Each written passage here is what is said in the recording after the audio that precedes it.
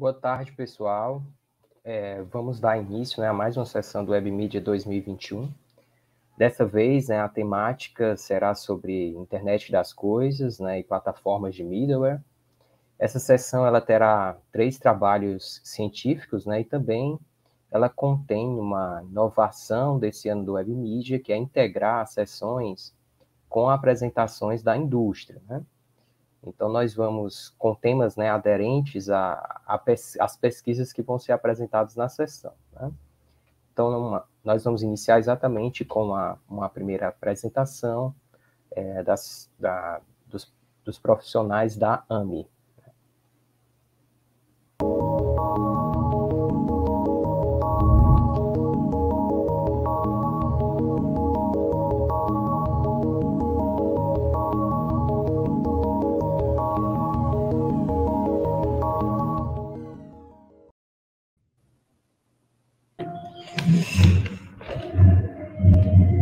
Fala, turma. Boa tarde para todo mundo.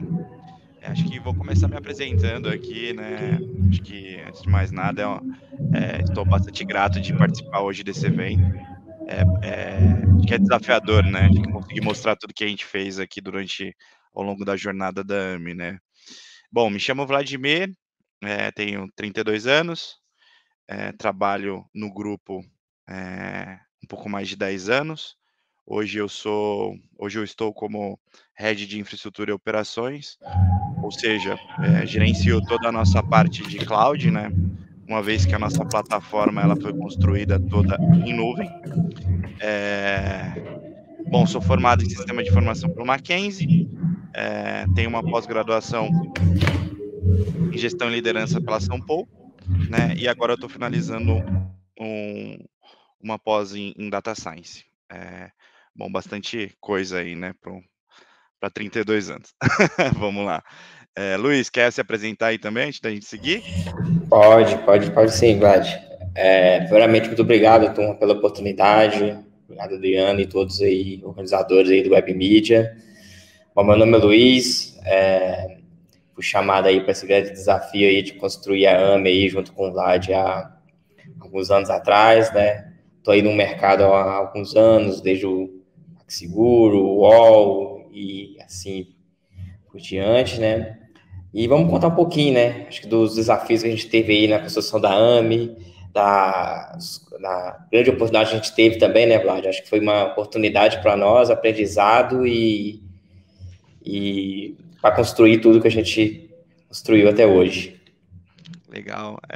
Acho que o grande jogo aqui é muito, de falar de tudo que a gente já tinha passado, e trazer um pouquinho da experiência para vocês do que a gente passou depois, Então a gente, mesmo que a gente já tinha, um skill muito grande aí de tudo, que já existia no mercado, quando a gente quis fazer a AMI, a gente trouxe um momento novo, um cenário desafiador que não existia lá dentro do grupo, e a gente, se juntou e, obviamente, hoje a gente chama aí de super app, é uma coisa que deu super certo aí, cada vez mais escala, alguns números super legais.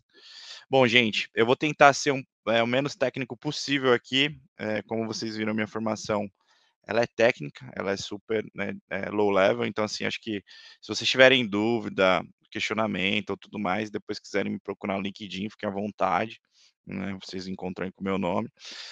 Procurem o Luiz também, a gente está super disponível aí a ajudá-los. Vou começar aqui. Bom, basicamente eu trouxe alguns números super relevantes, São indicadores aí que a gente acompanha diariamente na nossa plataforma. Bom, como o Luiz comentou aí, a gente é um dos fundadores da companhia. A companhia nasceu dentro de uma salinha lá super incrível, Porque, juntou um time multidisciplinar e a gente conseguiu construir um negócio hoje que processa milhares de transações aí, ou milhões. Aí, falando de processamento, a gente olha, porque a gente lida com tecnologia, a gente fala de infraestrutura, cloud e tudo mais, a gente, escolhe esses sistemas, porque no passado a gente tinha problema de escalabilidade. Então a gente escolheu, colocar a AMI 100% em cloud, a gente não tem nada on-premise hoje, a gente navega aí nos 3 provedores principais.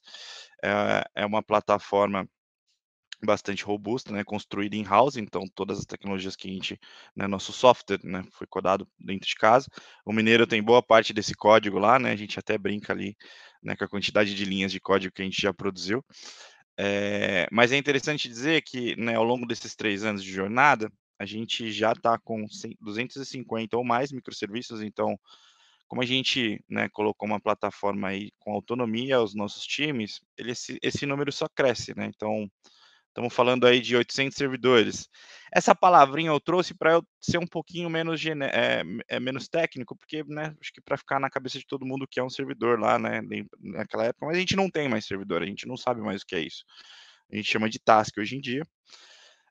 E aí eu estou falando de um pouquinho dos números de transações por segundo, né, a gente está chegando aí, né, em alguns picos a gente já ultrapassa a casa de 2.000 transações por segundo.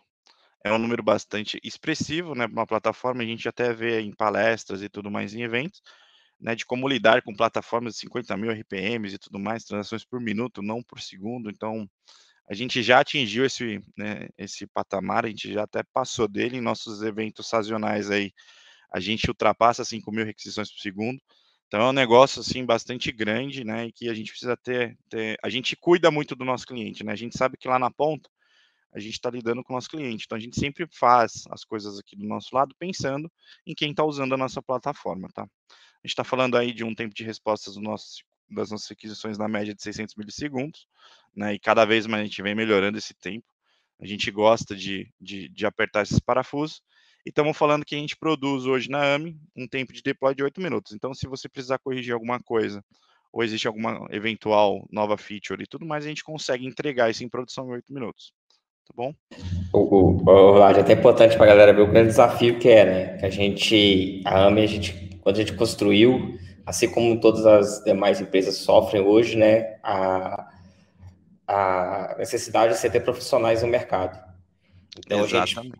a gente procurou sempre tentar automatizar os processos e fazer com que o time, tanto o time de desenvolvimento, o time de infra, o time de SEC, trabalhasse muito próximo ali para conseguir entregar as coisas rápido, né, de forma segura e conseguisse crescer do jeito que a gente cresceu, né? Exatamente. Aí eu gosto de trazer esse mapa, né, porque esse mapa mostra um pouquinho da presença da AMI no mundo, né, então acho que o meu sonho é ter um pedacinho da AMI em cada pontinho desse mapa azul aí, e plugadinho ter uma bolinha vermelha dela, né, então a gente conseguir escalar de um nível que o nosso ponto de presença seja em todo lugar, né, então a gente queria entregar, requisições mais perto do nosso cliente e obviamente que ela entrega com mais qualidade, né, então a gente otimiza tudo isso, né, obviamente olhando para tudo, né, a gente tem, que pensar em nunca parar, a gente roda 24/7, a gente não tem janela de manutenção, a gente é um software aí super escalável, então assim, a gente faz a coisa aqui com o avião voando, né, então a gente opera ali a turbina do avião, né, e ele tá voando e fica trocando as peças lá e a coisa tem que acontecer, tá. Então acho que olhando um pouquinho da arquitetura, que eu trago no próximo slide, uma arquitetura mais amigável para todo mundo, para ela não ser muito técnica, né, parece simples, né, quando a gente olha para esse desenho, a gente traz aí um dos provedores que a gente usa, e mostrando os 2 data centers, né, então as 2 regiões ali que de fato no passado a gente chamava de data center, a gente opera. Então acho que, né, mostra um pouquinho de como a gente tá configurado, né, então um pouquinho só da arquitetura, e eu trouxe um desenho aqui, um pouquinho, né, da alta disponibilidade, que é um desenho um pouco mais de baixo nível, né, que aí, turma, mais uma vez, eu vou tentar ser um pouco, menos técnico aqui, a gente pensa na plataforma da AMI como uma estrutura, né, de alta disponibilidade cada vez mais, então a gente quer cada vez mais escalar, a gente quer cada vez mais atender mais rápido, a gente quer cada vez mais ter uma plataforma super segura e resiliente, né. Então a gente sempre pensa aqui em performance, integridade, disponibilidade. Então a gente hoje está trabalhando multirregião, estamos aí operando em 5 zonas de disponibilidade, né. É um negócio bastante robusto, o desenho, né, explica aí 2% da nossa plataforma, mas é uma base aí para quem quiser, né, usar como auxílio aí nos próximos projetos, né. Acho que é super legal isso aqui. E assim, é desafiador, né? Porque fazer uma plataforma ativa, acho que todo mundo sabe o tamanho do problema.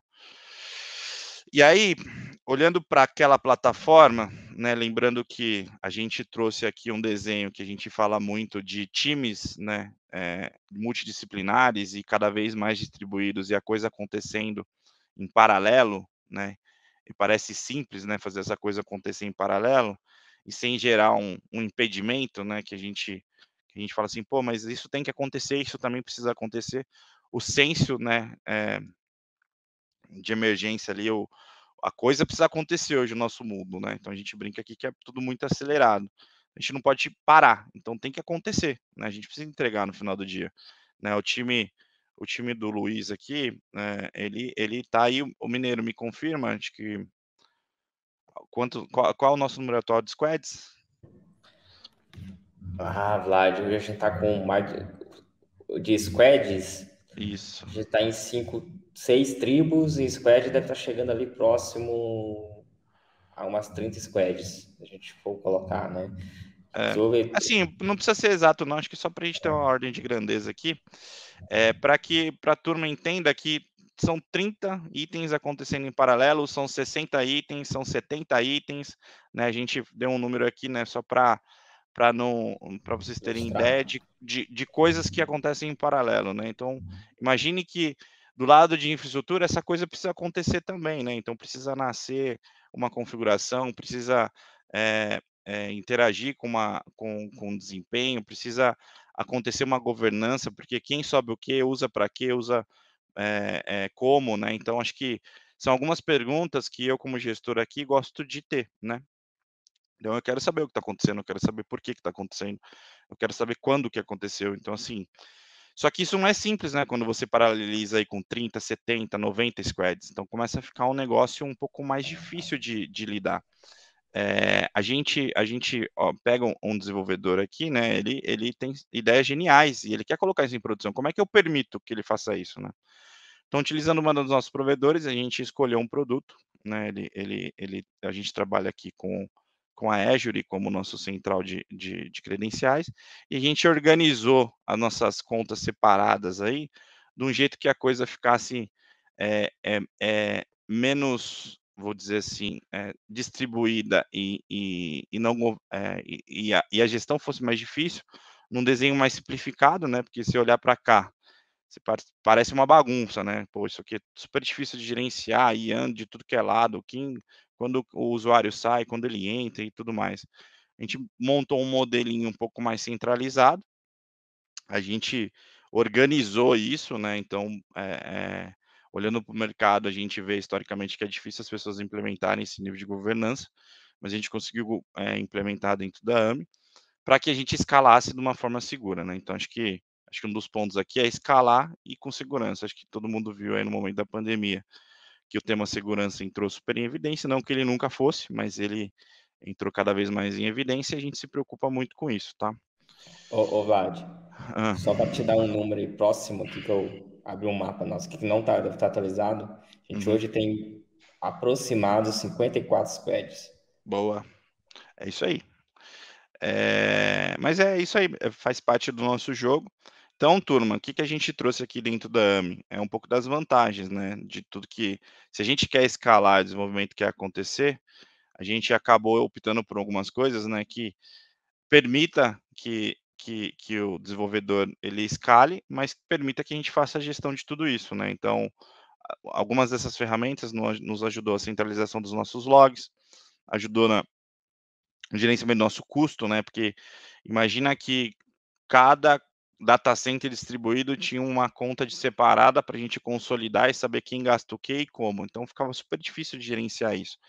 Então, nessa maneira aqui, a gente consegue ver tudo consolidado, segmentado, né, para que a gente tome as melhores decisões em real time, né, então a gente consegue resolver as coisas muito rápido, né, então acho que, nosso time de cyber aqui, ele agradece muito essa jornada que a gente fez, né, então cada vez mais a gente está chegando ao nível aí, E, de ô excelência, Vlad, né.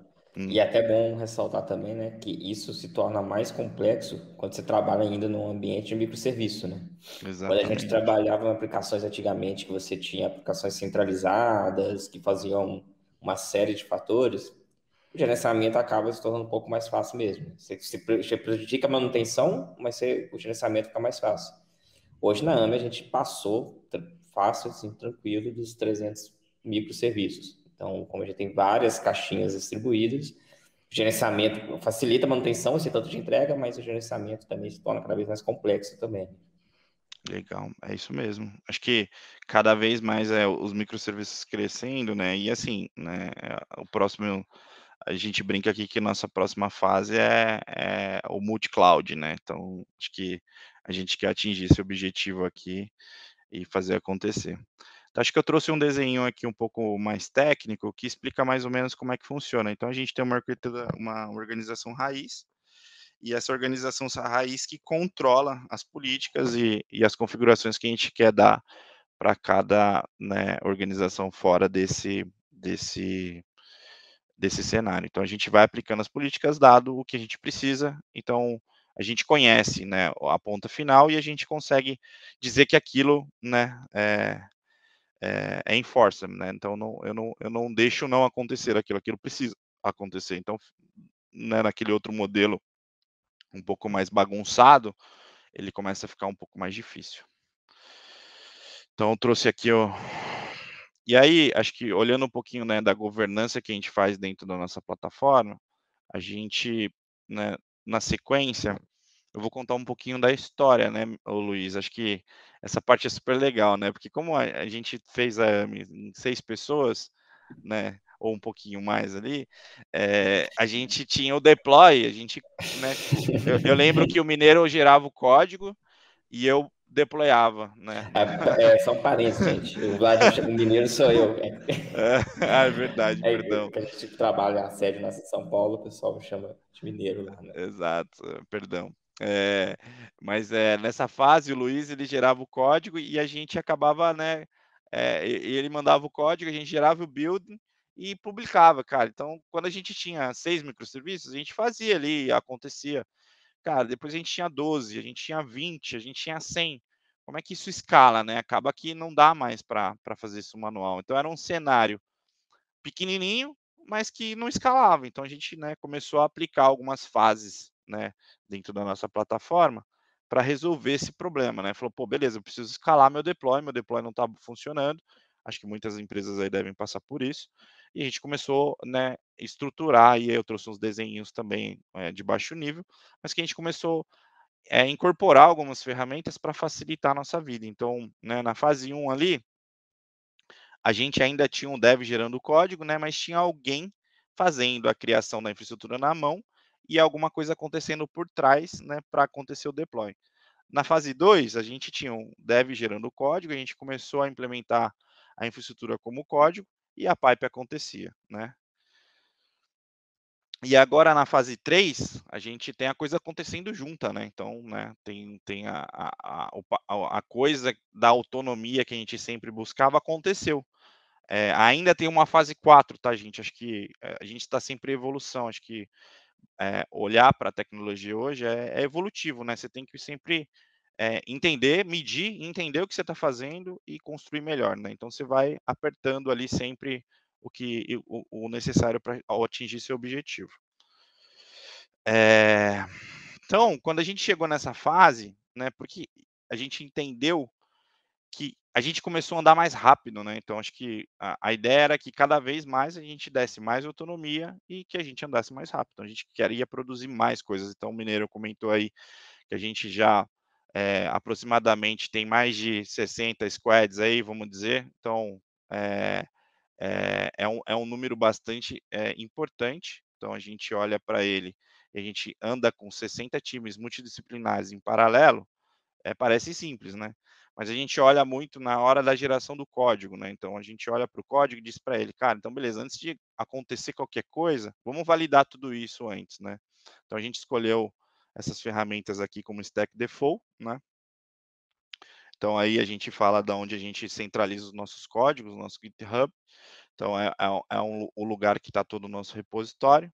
a gente escolheu o Terraform como a ferramenta que vai ajudar a gente a produzir os códigos de infraestrutura, e o Atlantis para que a gente consiga, na hora de gerar o código, executá-lo, né? Então, a gente no pull request, a gente consegue executar a coisa que a gente quer fazer, né? Dado aquela coisa esteja certa, obviamente, né? Então, a gente garante aí uma consistência e, obviamente, uma rastreabilidade de tudo aquilo que acontece, né? O que aconteceu aqui, né? Então, por que a gente pensou nisso, né? Acho que é legal falar, né? Porque, mais uma vez, sempre autonomia, né? Então, no mundo anterior, a gente tinha um negócio centralizado, a gente precisava gerar uma Gmood, a gente tinha um CAB, a gente tinha que passar cabo em rack, a gente tinha que instalar servidor, a gente tinha um monte de coisa. Então, a gente pensou numa forma que isso não existisse mais. A gente quer que cada vez mais existe uma ideia e essa ideia entre execução. E se essa ideia der errado, ela sai de execução, né? Então, acho que essa é a ideia e saia rápido.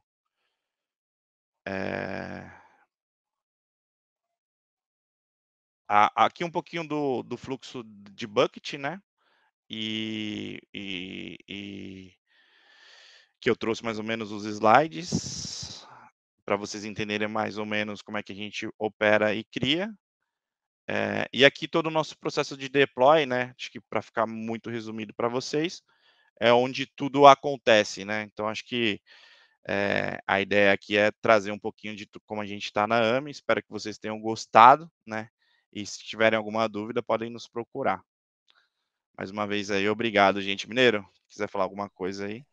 Não. Vou deixar agora aberto para o pessoal. Foi ótimo. Acho que deu para explicar bem assim por cima como que a gente está hoje dentro da AMI, né? Pra que um super app? Pra pagar, pra ganhar, pra se divertir, pra jogar, pra ajudar,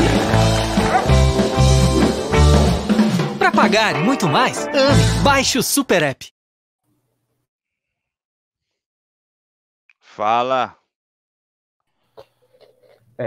Muito boa apresentação. Eu tenho só uma pergunta para vocês, né? Existem alguns artigos mais recentes, né? Até acho publicado na I3E Software, falando sobre a dificuldade do gerenciamento de microserviços e que algumas empresas, como a Google, né, que, por exemplo, é um desses artigos que eu estou falando, eles voltaram para alguns tipos de serviço para o modelo monolítico. Eu queria perguntar para vocês se vocês se depararam já com esse tipo de retorno ou vontade de retornar, ou vocês ainda acreditam que é a solução mais adequada, né, para o sistema de vocês, ou se tem algum pedaço, não precisa necessariamente dizer o qual, né? Vocês acham que valeria realmente, não está compensando a arquitetura baseada em microserviços? Pode responder, Mineiro, ou quer que eu responda? Essa aí, eu respondo. Vai lá. Bom, hoje a gente não pensa, né, em voltar. A gente depara com algumas integrações nossas, né, parceiras que trabalham num modelo monolito, né? Hoje, como a gente está indo para o caminho de crescer a AMI, tem integrações bancárias, veio o Pix e assim várias outras integrações que estão envolvendo o nosso dia a dia, né? A gente acaba tendo que fazer parcerias com alguns provedores que não estão preparados para trabalhar com microserviço. Então, hoje a gente tem parceiros nossos que têm uma aplicação gigante implantada dentro do nosso ecossistema. Dentro da AMI em si, até pelo crescimento das equipes, a gente dá essa autonomia para os times. A gente tem um padrão de arquitetura dentro da AMI ali que a gente segue, mas a gente dá muita liberdade para os times ser autônomos, igual a gente falou, e conseguir desenvolver. Então, assim, não teve a necessidade ainda, pelo contrário, né? Cada dia vai nascendo. O grande desafio de você ter o trabalho como serviço é você tomar cuidado quando seu time cresce demais, são ter squads que estão desenvolvendo a mesma coisa. Isso acontece muito, né? Então, esse é um grande desafio que a gente tem de ter esse alinhamento entre alguns pontos focais, porque às vezes a área de negócio propõe alguma coisa que outra área de negócio também está propondo e sai do desenvolvimento igualzinho, né? Já aconteceu isso dentro da AMI. E a gente conseguiu pegar na metade do desenvolvimento e se alinhar os times, né? Acho que esse é o principal desafio.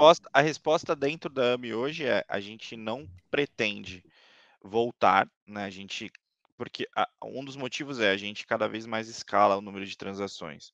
Quando a gente centraliza, isso vira complexo demais de manter, né, então vira uma plataforma super instável, né. E aí, né, obviamente, distribuindo é eventualmente consistente em alguns modelos e tudo mais, mas assim, a gente não tende a voltar, tá, acho que a gente quer cada vez mais escalar e aprender a lidar com isso. Ok, pessoal, então muito obrigado pela resposta. A gente tem até aqui um comentário do Manuel Marques, né, com um link de um desses notícias, né, sobre essa questão da complexidade, né, microserviço versus monolítico. Então, a gente queria agradecer, já agradeço em nome da comunidade Web Media, a participação da AMI muito ativa no evento, e aí a gente vai dar seguimento agora para as apresentações dos artigos, e fiquem aí para uma foto final, por favor, da sessão, tá bom? Agradeço, obrigado. Valeu. Ok, Felipe, sou now. A gente vai começar, então, a apresentação dos artigos científicos, né? Nosso primeiro artigo... Eu não entendi. A Alexa resolveu falar aqui. A gente vai dar início, né, à apresentação dos artigos da sessão. A gente vai começar pelo artigo DOP-MS, a Microservice-Based Data Offload Service with Support for Data Anonymization, né, dos autores da Universidade Federal do Ceará, né, a Vitória Silvestre, Francisco Gomes, o Adriano Lima Cândido, Felipe de Matos, Lincoln Rocha e o Fernando Trinta, aqui da comunidade do Web Media.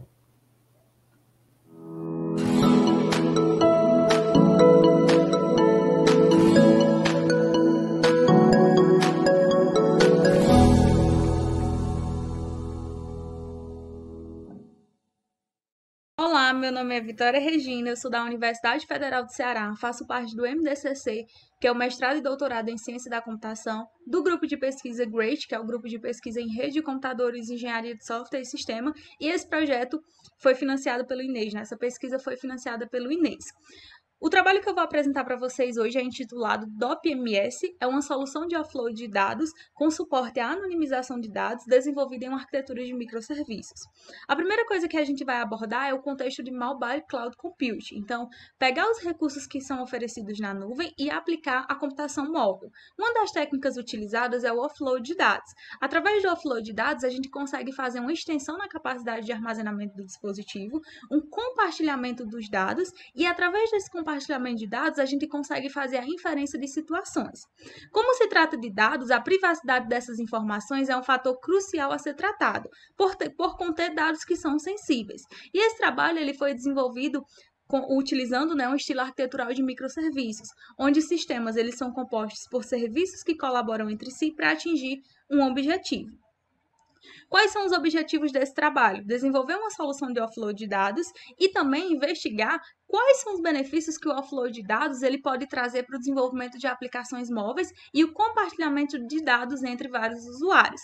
Também realizar uma investigação de como a arquitetura de microserviços pode auxiliar no desempenho e escalabilidade de uma solução de offload de dados.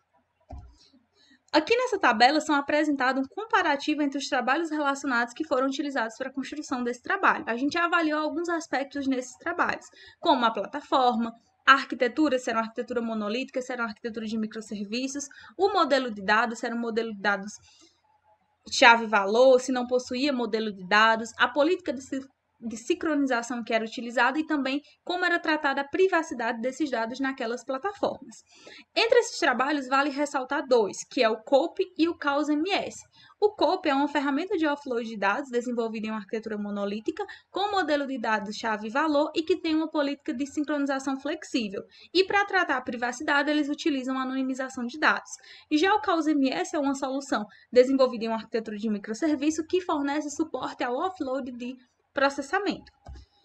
No nosso trabalho foi desenvolvido uma solução que permite o offload de dados utilizando uma arquitetura de microserviços com suporte à anonimização de dados. Esse trabalho é uma extensão do COPE no que trata a respeito de offload de dados e uma integração com o CAUS-MS para fornecer de forma conjunta offload de dados e offload de processamento. Esse trabalho baseia-se em um modelo de dados, uma política de privacidade, políticas de sincronização de dados e uma arquitetura de microserviços. Cada um desses tópicos será explorado um pouco mais adiante. Aqui a gente consegue observar no nosso cenário motivador um ambiente hospitalar onde a gente tem pacientes sendo monitorados através de sensores. Os dados obtidos através desses sensores, eles podem ser migrados para o Cloudlet do hospital. A partir do momento que esses dados são migrados, são compartilhados, né, dentro do Cloudlet do hospital, a gente consegue fazer uma inferência de situações. Então, podemos perceber, por exemplo, a quantidade de pacientes que foram diagnosticados com uma determinada doença, se algum paciente sofreu alguma alteração nos seus batimentos cardíacos, são informações que a gente consegue obter a partir dessa inferência de situações. E, né, isso acaba possibilitando que a gente possa ter uma tomada de decisão. Aqui a gente tem um funcionamento da solução, então o desenvolvedor da aplicação móvel ele vai sinalizar com data offload os dados que são passíveis de offload, com not offloadable os dados que não podem ser migrados, que são dados sensíveis, e com offloadable os métodos também que são passíveis de offload.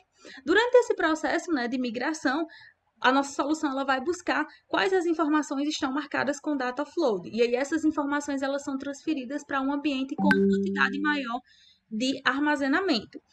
Quando essas informações estão no ambiente, a gente consegue fazer uma execução desses filtros. Então, a gente executa os filtros para, a partir do resultado desses filtros, conseguir obter informações, com a obtenção dessas informações, inferir situações e também auxiliar na tomada de decisão. Aqui a gente consegue observar a arquitetura do CausMS e do DOP-MS. Então, o CausMS é um trabalho, como eu mencionei, que já foi desenvolvido anteriormente e tem seus módulos e microserviços destacados em azul. O foco desse trabalho é o DOP-MS, e aí seus módulos e microserviços estão na cor laranja. Então, a gente tem um microserviço de aquisição de dados, onde a gente faz a aquisição tanto de dados comuns como também de dados obtidos através de sensores, tem um módulo para realizar a sincronização desses dados, o espaço de tupla para fazer o armazenamento dos dados em persistência ou em cache e um módulo responsável pela execução e aplicação dos filtros. Como microserviços, a gente tem um microserviço de offload de dados, de data offload, e também um microserviço de banco de dados. Aqui tem apresentado para a gente a definição de uma tupla. E aí a gente tem o ID da app, que vai representar a identificação da aplicação que está utilizando a solução. O ID da classe é utilizado para identificar a classe que vai representar as informações que vão ser migradas. O ID do device representa a identificação do dispositivo móvel. O timestamp representa um instante em milissegundos que o dado é inserido no ambiente remoto. E o objeto data são os objetos que serão migrados. Por último, a gente tem os dados do sensor. E aí o dado do sensor ele é composto de 3 informações. A primeira informação é o tipo do sensor, então um sensor de batimento cardíaco, é um sensor de temperatura. O segundo é o valor daquele sensor, o valor que aquele sensor tem no instante, e o instante representa o momento em que aquela informação ela foi inserida. Como política de anonimização, a gente usa a supressão de dados. Então, como eu mencionei anteriormente, os dados sensíveis que não podem ser migrados, eles são marcados com not offloadable. E durante o processo de migração, esses dados eles não são migrados. Como política de sincronização, a gente adota 3 políticas de sincronização. A primeira por tempo, a segunda por quantidade de tuplas e a terceira orientada à conexão. Por tempo, conforme um tempo predeterminado, periodicamente as informações elas serão migradas. Por quantidade de tuplas, sempre que for atingida uma determinada quantidade de tupla, aquelas informações elas são migradas. E o Wi-Fi, sempre que se conectar em uma conexão Wi-Fi, as informações elas irão ser migradas. E vale ressaltar que essas 3 políticas elas também podem ser utilizadas de forma combinada. Sobre os experimentos, a gente fez 2 tipos de experimentos. O primeiro para validar a solução que foi desenvolvida, então o objetivo é validar a corretude dos filtros quando a gente está realizando o offload de dados. E o segundo experimento é para realizar uma comparação do COP com o DOP-MS, para poder avaliar se a arquitetura de microserviços ele trouxe vantagens, né? Se essa arquitetura ela trouxe vantagem na operação de offload de dados em relação à escalabilidade dos serviços. No primeiro experimento, a gente fez a execução de um filtro que simula a busca por tratamentos que são oferecidos a uma pessoa diagnosticada com COVID. E aí, quando executado esse filtro localmente, a gente trouxe como resultado 2 tratamentos disponíveis. E quando executado de forma remota, a gente teve um total de 32 tratamentos disponíveis. Então, a gente teve um resultado melhor quando utiliza informações que estão compartilhadas no Cloudlet do hospital. No segundo experimento, a gente avaliou a questão do offload de dados com 4.000 tuplas, então foram 4.000 tuplas criadas e foi avaliado o tempo necessário para offload dessa quantidade de tuplas. Então a gente utilizou um emulador, 2 emuladores e 3 emuladores, fazendo uma simulação, o COPE na sua versão monolítica e o DOP-MS com uma instância, 2 instâncias e 3 instâncias dos seus microserviços. E aí a gente consegue perceber que a solução, no caso do DOP-MS, desenvolvida em uma arquitetura de microserviços, tem um resultado melhor do que a solução desenvolvida em uma arquitetura monolítica. Também conseguimos perceber que, conforme aumentamos a quantidade de instâncias, a gente consegue diminuir o tempo necessário para a realização do offload. Como trabalhos futuros, né, como conclusão, a gente consegue perceber a importância da migração de dados para um ambiente centralizador e também que a solução com a arquitetura de microserviço tem um maior desempenho na realização do offload de dados, até porque a gente consegue aumentar, a gente consegue escalar a quantidade de instâncias que vão ser utilizadas durante o processo de offload. Como trabalhos futuros, a gente planeja executar o DOP-MS em uma nuvem pública para saber como ele irá se comportar, como a solução irá se comportar, realizar mais experimentos, levando em consideração mais métricas, como, por exemplo, o gasto energético, que são métricas que não foram avaliadas no contexto desse trabalho, e também realizar uma avaliação do DOP-MS com os desenvolvedores. E obrigada pela atenção de todos.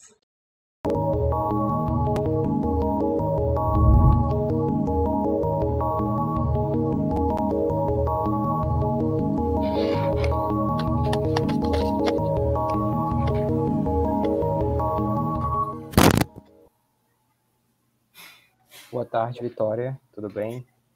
Boa tarde. Peço desculpa em antemão pelo barulho das notificações. Tá, era no seu vídeo, né? Tudo bem. Era sim, desculpa. Vitória, eu fiquei um pouco preocupado que a tua solução achou mais tratamentos para COVID do que a Anvisa tem certificado no Brasil, mas eu imagino que sejam dados fictícios, né? Que tu colocou lá. Sim. São dados fictícios. Eu queria que tu me explicasse, né? Principalmente, assim, qual foi a grande diferença da solução que tu fez com relação aos trabalhos anteriores, né? Que já foram apresentados no WebMedia, né? O 30, o Lincoln, o próprio Paulo Rego também tem sempre apresentado aqui no WebMedia essa evolução, né? Desde o caos lá com o tratamento de offload. Então, eu queria entender o que foi que realmente mudou, né? Da tua solução para o que tinha antes, né? Principalmente essa questão de escalabilidade, né? As outras soluções, elas eram desenvolvidas em uma arquitetura de uma arquitetura monolítica, né? As soluções que tratavam do offload de dados, e essa ela veio em uma arquitetura de microserviços. Com essa arquitetura de microserviços, a gente conseguiu avaliar que a gente consegue um desempenho bem melhor, até porque a gente consegue fazer uma escalabilidade dos serviços. Então, a gente conseguiu desenvolver uma solução que fornece um desempenho maior. E também a gente conseguiu migrar vários tipos de dados diferentes. As outras soluções que realizavam o flow de dados, elas estavam na linha da migração de dados, como é que eu posso dizer? De dados que estavam de dados contextuais, né? Dados que estavam presos a questões contextuais. Nessa solução, a gente conseguiu estender esses dados que são migrados, e a gente conseguiu migrar vários outros tipos de dados. Então, se a gente for fazer uma comparação com os trabalhos anteriores que foram desenvolvidos pelo grupo, principalmente essa questão na extensão da capacidade dos dados que são migrados, a gente consegue migrar hoje vários tipos de dados, e também essa questão de fornecer escalabilidade para a solução e obter um melhor desempenho. Aí, do ponto de vista da aplicação mobile, teve algum tipo de modificação? Ela continua sendo uma arquitetura monolítica, o que mudou é só o back-end que faz o tratamento? Sim, só a arquitetura que fornece o serviço que a gente desenvolveu em microserviços. A arquitetura da aplicação móvel, né, continua sendo a mesma arquitetura padrão do Android, que já era comum aos outros trabalhos que foram desenvolvidos. Certo. E, Vitória, assim, uma curiosidade que eu sempre tive com relação ao trabalho do 30, já tem até um tempo que eu não converso com ele sobre isso. Como é que vocês estão trabalhando essa ideia de marcar os dados ou os métodos que devem poder ser analisados pelo offload? Isso evoluiu ao longo do tempo? Como foi que isso foi feito na tua solução? Foi você que marcou manualmente? Sim. Como é que era isso? Os dados que podem ser migrados, a gente marcou, e os dados que não podem ser migrados, a gente também marcou com o not offloadable. Então, a gente sinaliza esses dados, e esses dados são considerados dados sensíveis que não podem ser migrados durante esse processo de migração. Mas a gente continua utilizando a anotação para poder fazer a migração desses dados. tá certo. Eu acho que não chegou nenhuma pergunta aqui para mim, Vitória. Então, acho que a gente pode dar seguimento para a próxima apresentação. O artigo que vai ser apresentado agora, né, é o Point and Control It, Using Computer Vision for Service Discovery to Control Smart Objects, né, que é um artigo de autoria do Paulo Dantas, né, professor José Giovanni, e por mim, curiosamente, por isso que eu estou aqui na sessão.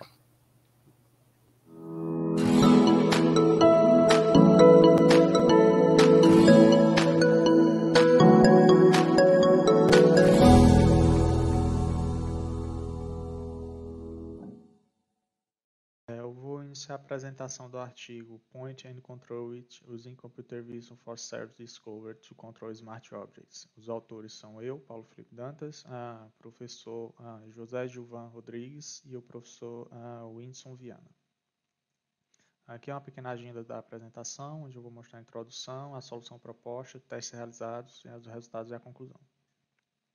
Bom, a quantidade de dispositivos IoT vem crescendo bastante nos últimos anos, inclusive no setor de Smart Home, né, que é um dos objetos de estudo dessa pesquisa. Essa crescente da quantidade de dispositivos pode acarretar em alguns problemas, né? Primeiro é que algumas aplicações não oferecem suporte a múltiplos protocolos de descoberta de objetos, né? E o terceiro problema que a gente identificou, além da quantidade e as aplicações não oferecerem suporte a múltiplos protocolos, seria os protocolos e aplicações atuais apenas se limitam a listar todos os dispositivos presentes na rede, o que, dado uma grande quantidade de dispositivos, pode acarretar em dificuldade do usuário encontrar qual objeto ele tem interesse de interagir. Como itens que a gente identificou de oportunidade para trabalhar em cima desses problemas seriam que primeiro deles, algumas plataformas Smart Home podem prover uma solução de descoberta de SOs unificada. E a segunda é que dispositivos móveis, como celulares e até mesmo dispositivos vestíveis, podem apresentar novas perspectivas para serviços de descoberta, como, por exemplo, a execução de algoritmos complexos que podem fornecer mais contexto para essa busca. Dado essa problemática e essas oportunidades, a gente chegou na seguinte questão de pesquisa. Qual a aceitação dos usuários para o uso de captura de imagens no processo de descoberta e interação de objetos inteligentes? Dada essa pesquisa, né, essa questão de pesquisa, a gente construiu uma solução chamada VISCO, View, Scan, Control It, onde a gente tem como princípio reduzir a quantidade de SOs exibidos para o usuário e utilizando para isso um filtro em que o usuário possa identificar a categoria do objeto que ele está de interesse, apontando a câmera para ele. Além disso, a gente procurou prover uma solução independente de protocolo específico. Aqui seria um vídeo de apresentação da nossa solução. O usuário abriria a aplicação, ele tem toda a listagem de todos os dispositivos alcançáveis na rede para ele, só que ele quer interagir com uma categoria específica, que seria a televisão. Então, ele abre a câmera, aponta, o software identifica que é uma televisão, e aí apresenta para ele uma listagem apenas contendo os objetos do tipo TV. Aqui seriam as etapas que estão envolvidas naquele ciclo de ele abrir a câmera até ele chegar no objeto de interesse, né? Ele abre a câmera, a rede neural identifica qual a categoria do objeto, a gente tem uma expansão de termos para tentar pegar possíveis sinônimos, a gente faz a busca com filtro e aí, por fim, a lista é apresentada para o usuário com apenas os dispositivos de interesse. Na construção dessa solução, a gente teve algumas etapas. A primeira delas foi a construção da rede neural, utilizando o TensorFlow como base, e a rede neural pré-treinada MobileNet. A segunda, a gente teve uma alteração na aplicação mobile para adicionar esse módulo de identificação dos objetos e também um módulo de expansão dos termos, que foi o que eu mencionei antes, para tentar pegar possíveis sinônimos. E, por fim, a gente fez uma pequena alteração no módulo do OpenHab Core, que seria para poder aceitar essa busca de dispositivos com esse filtro novo gerado. teria uma visão geral aqui de como que ficaria a solução. Aqui a aplicação, basicamente o que seriam os módulos antigos da aplicação, né? A aplicação antiga, e os dois módulos que a gente adicionou aqui, que seriam o módulo de detecção de objetos com TensorFlow e a expansão dos termos. A aplicação móvel se comunica com o OpenReb e o OpenReb, por fim, se comunica com os dispositivos inteligentes. A gente, para fazer uma aceitação dessa solução, a gente fez um teste em ambiente simulado. A gente fez teste de aceitação totalmente de forma remota com os usuários devido à pandemia. E para isso a gente utilizou alguns servers, tanto para captar os participantes, como para avaliar a opinião deles pré-teste e avaliar a aceitação deles no pós-teste. Vale ressaltar que os dispositivo Smart Home utilizado pelos participantes eram deles, então não teria como a gente coletar dados como tempo de resposta, porque são dispositivos de mais variados tipos, e eles não necessariamente precisavam ter objetos Smart Objects em suas casas, né? Eles precisavam ter apenas objetos que seriam da mesma categoria. Por exemplo, ele precisava ter uma TV para poder utilizar, mas a TV dele não precisava ser Smart TV, porque ele iria utilizar a aplicação apontando para uns servidores remotos pré-configurados pela gente. O teste foi feito utilizando a videochamada com os participantes, onde é apresentado um dashboard com os dispositivos simulados para eles, e aí eles teriam que utilizar o Visco para poder encontrar esses dispositivos simulados apontando para objetos reais na casa dele, como eu falei antes. Os métodos de avaliação que a gente utilizou foi qualitativa e quantitativa, né? No modo quantitativo, a gente utilizou o SUS para apenas após o usuário realmente utilizar a solução proposta, né, o Visco, e depois a gente fez algumas questões sobre nível de interesse antes e depois dele utilizar o Visco, para ver se ele teve alguma mudança de opinião sobre o uso da câmera para encontrar os objetos. E como forma qualitativa, a gente colocou algumas questões de escopo aberto para os usuários. O procedimento realizado foi apresentar o server pré-teste para coletar as opiniões, fazer a instalação e o procedimento do uso do Visco, e depois apresentar o server de avaliação final, onde tinha o SUS e as mesmas opiniões, as mesmas perguntas do pré-teste para identificar se o usuário mudou ou não de opinião. Como resultado, a gente pode ver aqui no score do SUS que a gente teve uma boa aceitação. A média das notas foi 83,97 e a gente teve 17 participantes. Alguns pontos sobre o resultado do SUS, né? A quantidade de participantes, segundo o estudo de Nielsen em 2018, é aceitável. Segundo esse estudo, diz que até 5 participantes encontram a maioria dos problemas. E o valor da nota foi classificada como excelente, segundo a escala apresentada por Bangoret de 2009. Os resultados das demais questões apresentadas foi a primeira questão apresentada foi: como você julgaria a utilidade do uso da câmera do smartphone para localizar e controlar objetos na sua casa, né? A gente pode perceber que teve uma mudança no pré-teste e no pós-teste, né? O pré-teste é classificado como azul e a escala aqui que foi dada para o usuário foi de 1 a 5, onde 1 seria nada útil e 5 seria muito útil. De forma semelhante, a questão em um aplicativo Smart Home que possui as duas formas de localização de objetos, a que utiliza a câmera para filtrar e apenas a que lista todos os objetos encontrados na rede. Você utilizaria com maior frequência a busca por imagem. A maioria dos participantes ou manteve a sua opinião no do pré-teste ou mudou para uma escala um pouco melhor, né? No pré-teste, após utilizar a aplicação, no questionário de pós-teste.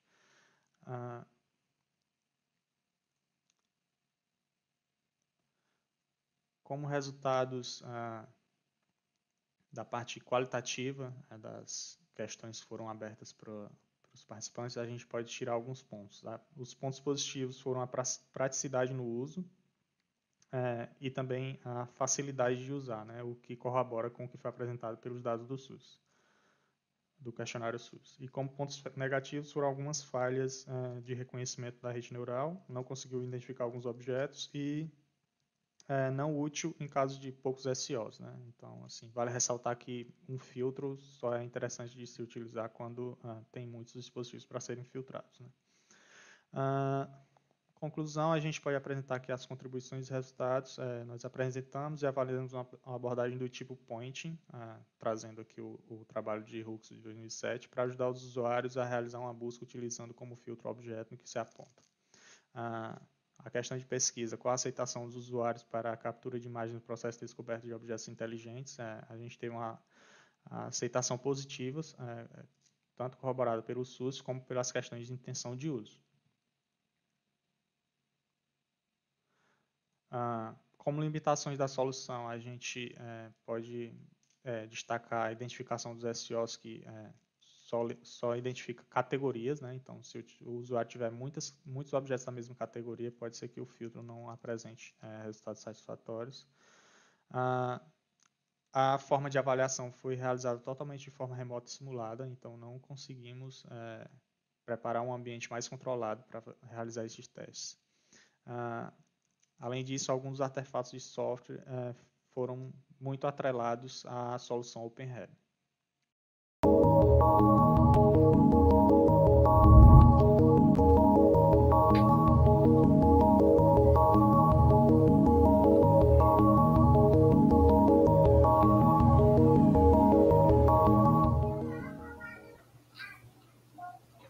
Boa tarde, Paulo.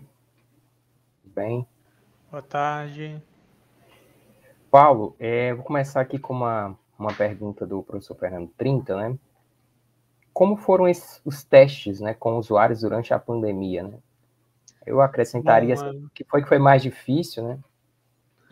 Primeiro foi desafio, conseguir, né, as pessoas para o teste, mas assim, foi feito todo de forma remota e a gente teve que fazer alguns questionários, né, daqueles 3 questionários que são falados na apresentação. O primeiro deles era para captar pessoas que teriam interesse em participar. Então, a gente teve essa divulgação em grupos de estudo, na faculdade, nas redes sociais e de trabalho também, chamando pessoas que tivessem interesse de participar desse estudo, né? E aí a gente fazia uma pequena apresentação do que seria e tentando agendar um dia que pudesse acontecer essa participação do usuário, né? E aí os que aceitaram, a gente fazia uma chamada de vídeo e aí eu ia passando as instruções para eles de como instalar o aplicativo, né? Que tinha que ter um aplicativo que foi uma das produções da pesquisa. E aí ele apresentava a tela para mim durante essa chamada de vídeo para mim ver o que ele estava fazendo, né? E dando as instruções de como ele utilizar a aplicação.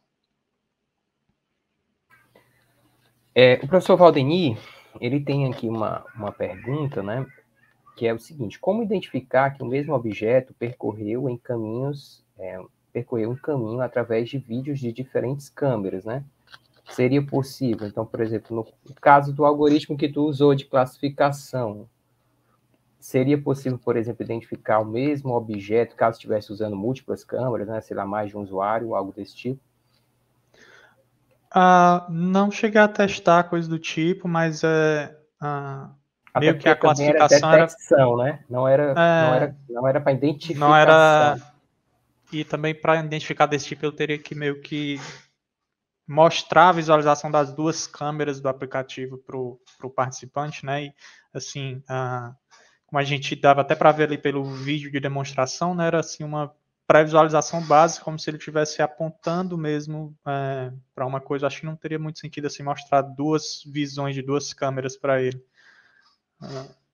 Acho que o professor Valdemir estava perguntando se, por exemplo, um objeto que se move, né? Então, tu conseguia acompanhar o mesmo objeto, né? Mas não era bem a ideia meio que se ele conseguisse fixos, acompanhar, né? Se ele conseguisse acompanhar, uma hora, talvez a classificação da CNN conseguiria pegar ele e aí aquele balãozinho que é mostrado para o usuário, ele demora um tempinho para aparecer. Então, como a classificação é feita frame a frame daquela visualização, né? Assim, descendo um pouco o nível, né? Quando o usuário está com aquela câmera aberta ali, dentro do processamento ele está executando frame a frame como se fosse um vídeo, né? Apesar de que o usuário não mandou um vídeo. Mas ali dentro do software eu consigo capturar frame a frame do que está sendo apresentado ali. Então, se em um dado momento, mesmo que sejam objetos fixos, né? Ele está apontando aqui para uma TV e aí depois ele muda e quer apontar para um ar-condicionado, vai ter essa classificação também da TV e do ar-condicionado, vão ser identificados da mesma forma, né? Da mesma forma, se um objeto passar na frente da câmera, vai ter uma hora que ele vai pegar aquele objeto ali e depois vai deixar de identificar aquele objeto, né? Paulo, o Roberto Wilt, né, da Federal de Santa Catarina, ele está perguntando o seguinte: foram realizadas avaliações da classificação dos SOs via a CNN, né? E no questionário tinha alguma questão relacionada a esse ponto, né? Tipo, me lembro que a gente perguntou, né, se eles podiam falar sobre momentos em que a identificação não funcionou. Acho que tu pode explicar aí melhor.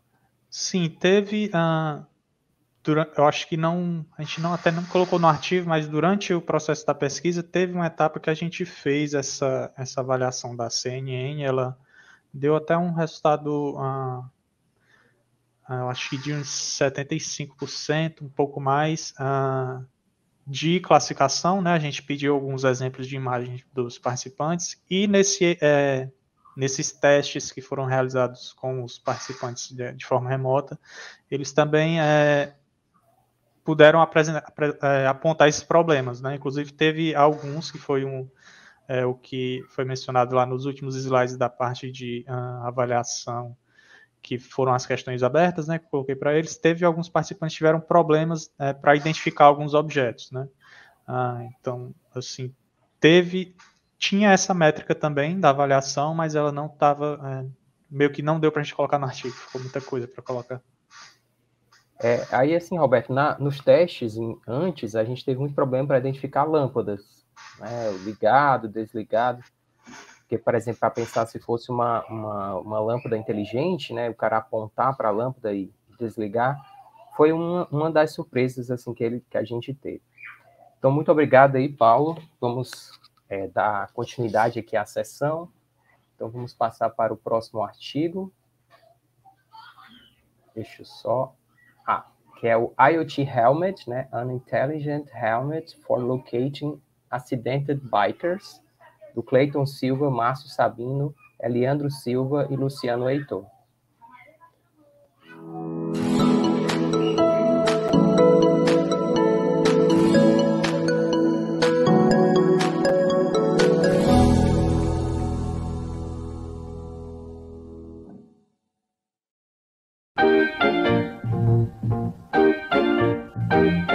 Well, if you ever plan to motor west,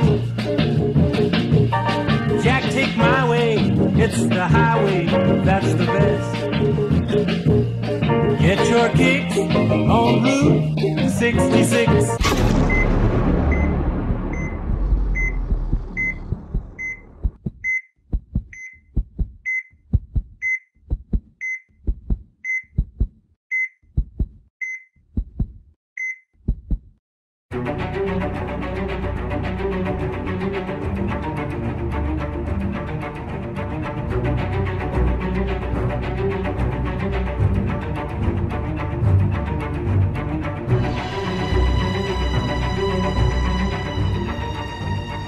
A ideia é a gente conseguir monitorar o capacete em tempo real, né? Então, imagina que um motociclista está andando e de repente ele sofre um acidente e não tem ninguém para ajudar. Então o capacete vai fazer esse monitoramento, identificar que houve uma ocorrência, né, que houve um acidente, pegar a posição GPS dele e fazer a comunicação através de rede de celular para agilizar o acionamento de socorro, né? Então, através dos acelerômetros, giroscópio e das redes, a gente vai conseguir fazer essa comunicação.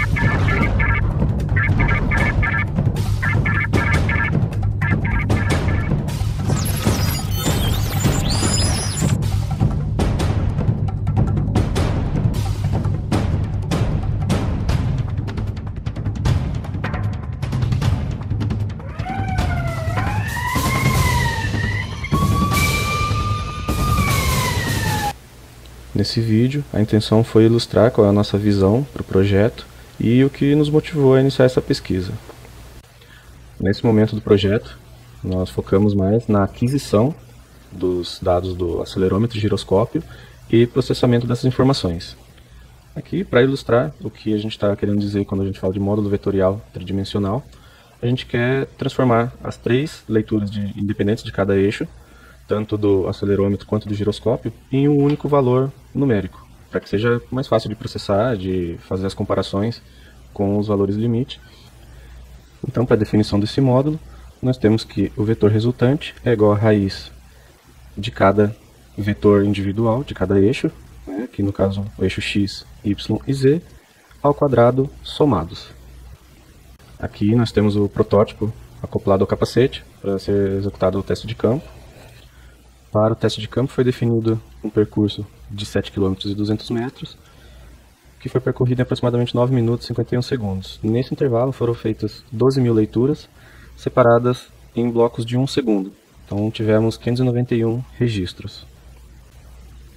Com as informações do teste de campo, foi possível determinar que o maior valor obtido foi de 3,49 G, sendo que a média foi de 1,41 G. Feito isso, procedemos para o teste de laboratório, com teste de impacto lateral e frontal, ambos sendo utilizados uma altura de 50 centímetros do solo.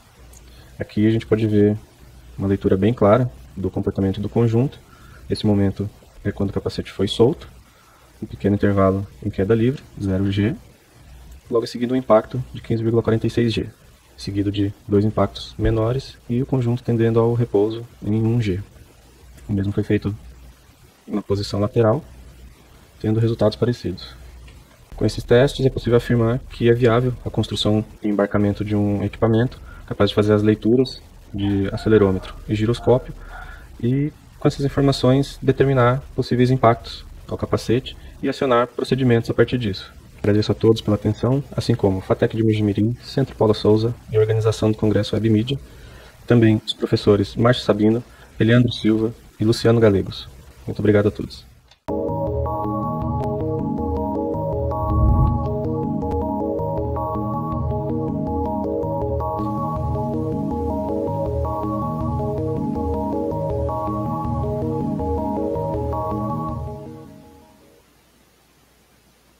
Opa, Cleiton, boa tarde.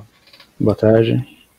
Cara, primeiro, parabéns aí pelo trabalho e também pelo vídeo da apresentação. Assim, você Obrigado. Mudada no estilo que a gente está acostumado, né, de apresentação, e foi bem legal, porque é bem impactante. Eu já trabalhei algumas vezes, né, com detecção de quedas, né, estava envolvido em projetos relacionados com isso. E uma das grandes dificuldades era gerar o dataset, né, para poder fazer a análise dos métodos. Como é que vocês estão fazendo nesse caso, né? Tipo, no caso de queda, a gente bota os alunos, né? Coitados dos PIBIC, que vai ficar pulando no colchão e ficar pegando dados, por exemplo, do acelerômetro para queda, né? Como é que vocês fizeram nesse caso aí da detecção do capacete? Tá. Os alunos PIBIC para cair não, né? Das motos. Não, por enquanto não. A ideia principal foi de conseguir detectar impactos, independente se era realmente uma queda ou, por exemplo, uma pedra batendo num capacete, alguma coisa assim. Então, o teste foi feito sem nenhum usuário no capacete, né? Foi solto o capacete sem nada dentro, sem precisar de pessoas fazendo simulação de queda, né? Neste primeiro momento, para ver se realmente era possível trazer os dados dos acelerômetros e do giroscópio, simplesmente detectando impactos no capacete, né? Depois, numa próxima fase, seriam feitas simulações de queda, sim. Cleiton, tem uma pergunta aqui do Manuel, né? De por que acrescentar, né, usar outros sensores ao invés de usar, por exemplo, o próprio celular, né? Do usuário, né? Por que vocês estão optando por isso, né? Sim. Foi uma das questões no início, a gente imaginou fazer dessa forma e acabamos deixando essa opção como redundância, porque a gente imagina que é muito mais provável, muito mais fácil que um smartphone sofra uma avaria durante uma queda do que o equipamento embarcado, que ele vai ser de dimensões reduzidas e ter uma capa, um invólucro que deve ser resistente, né? Então, seria feito a utilização do smartphone, da comunicação do smartphone, como redundância, né? Mas a comunicação principal precisa ser autônoma do próprio capacete, até por questões de o usuário esqueceu de carregar a bateria do celular, alguma coisa assim, então a gente não quer ficar dependente de equipamentos externos ao capacete, ele tem que ser totalmente autônomo. E aí, no caso, por exemplo, como é que seria a alteração do próprio capacete, né? Porque eu imagino que tem processo de homologação, né, do equipamento, não é uma coisa tão trivial assim. Vocês já pensaram nesses tipos de problema que possam ter? Vai ter um tamanho mínimo que vocês vão ter que miniaturizar os sensores? Como é que vocês estão pensando com relação a isso? A ideia é que ele seja um equipamento que possa ser acoplado a diversos tipos de capacete, para a gente não entrar na questão construtiva de um capacete, que realmente envolve muita pesquisa, muitos processos, que a gente não quer se propor a entrar nesse mérito de desenvolvimento de capacete.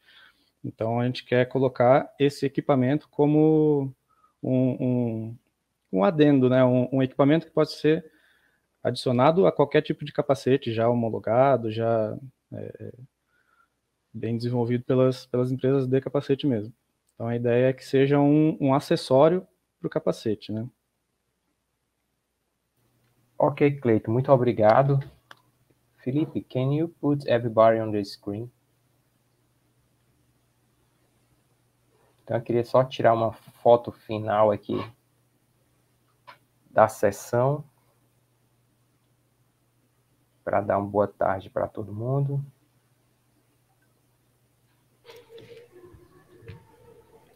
Então, muito obrigado, pessoal. Vamos sorrir aí, 1, 2, 3 e já.